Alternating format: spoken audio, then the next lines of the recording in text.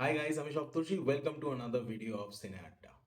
আজকে চলে এসেছি তোমাদের জন্য একটা দারুণ খবর নিয়ে। আমাদের লোগান দাদা, yes, Hugh Jackman the Wolverine, আবার ফিরে আসছেন 2026-এ একটা নতুন রোলে, সম্পূর্ণ একটা নতুন রোলে। ডেথ অফ রবিনহুড বলে একটা নতুন সিনেমা আসতে চলেছে।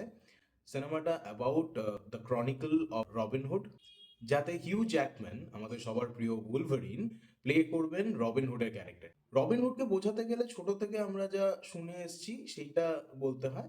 বড় লোকদের থেকে টাকা নিয়ে গরিবদেরকে দান করে দিত, এই কনসেপ্টটাই ছিল তো। তাছাড়া রবিনহুড নিয়ে হলিউডে অনেক সিনেমা হয়েছে, আমরা কিছু কিছু সিনেমা দেখেওছি, কার্টুনস দেখেছি। তো রবিনহুড নিয়ে আমাদের কনসেপ্ট যা ছিল, যতটা ফেরি টেলের কনসেপ্ট ছিল, এই সিনেমাটা দ্য ডেথ অফ রবিনহুড একদমই তা হবে না।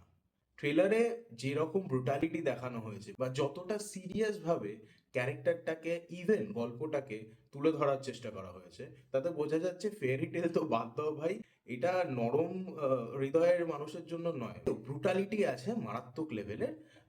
একটুখানি ছোট্ট করে বলি ট্রেলারে কি কি আছে। প্রথমে দেখানো হচ্ছে যে রবিনহুড, যার বয়স হয়ে গেছে, এই পেছনে ছবিটা দেখতে পাচ্ছ, এটা হিউ জ্যাকম্যান, ইয়ে। তো এই সময়টায় উনি কাইন্ড অফ ওনার দল থেকেও প্রায় দলচ্যুত বলা যায়। ওনার উপর প্রবাবলি বাউন্টি আছে, মানে ওনাকে ধরে দিলে, মানে ওনার অবস্থাটা এখন গাব্বারের মতো হয়ে গেছে বেসিক্যালি। মানে ওনাকে ধরে দিলে তুমি টাকা পাবে। এবার রবিনহুড থেকে গব্বর সিং হয়ে গিয়ে ভদ্রলোক এখন খুব চাপে আছেন। আহ, এখানে একটা জায়গায় একটা বাচ্চা মেয়ের সাথে বসে উনি কথা বলছেন আর তাকে বলছেন যে যা লেজেন্ডের ব্যাপারে তোমরা শুনেছো, সেই লেজেন্ড অ্যাকচুয়ালি লেজেন্ড না, সেই লেজেন্ড কিন্তু মার্ডারার। সে কিন্তু আউটল। আউটল মানে সে আইনের বাইরে চলে গেছে, শুধু আইন না, তার নিজের যে নীতি, সেই নীতি তারও বাইরে চলে গেছে। রবিনহুড এখন বয়সের একদম শেষ দিকে চলে এসেছে আর খুব ইনজিওর্ড, উন্ডেড আছে।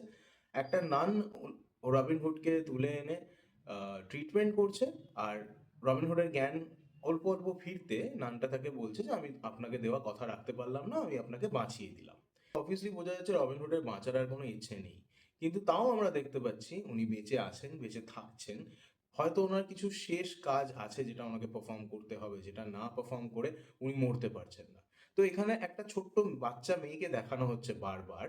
তো সেই মেয়েটার কোনো রকম একটা লাইফ রিস্ক আছে, যেই লাইফ রিস্কটা থেকে রবিনহুড নিজের জীবনের ওপর বাজি রেখে সেই মেয়েটাকে বাঁচাবে। তো একটা আউটল, একজন মার্ডারার, কেন একটা বাচ্চা মেয়েকে বাঁচানোর জন্য নিজের জীবনের দাবি রাখবে? প্রবাবলি ডেথ অফ রবিনহুড এই গল্পটা নিয়ে আসছে। দেখতে হলে তো আমাদেরকে ওয়েট করতে হবে। ওয়েট করি, ততক্ষণ ট্রেলারটা দেখে নাও। আর সাবস্ক্রাইব করে দাও, লাইক করে দাও, ভালো লাগলে জানাও, তোমরা কেউ জানাচ্ছ না, প্লিজ।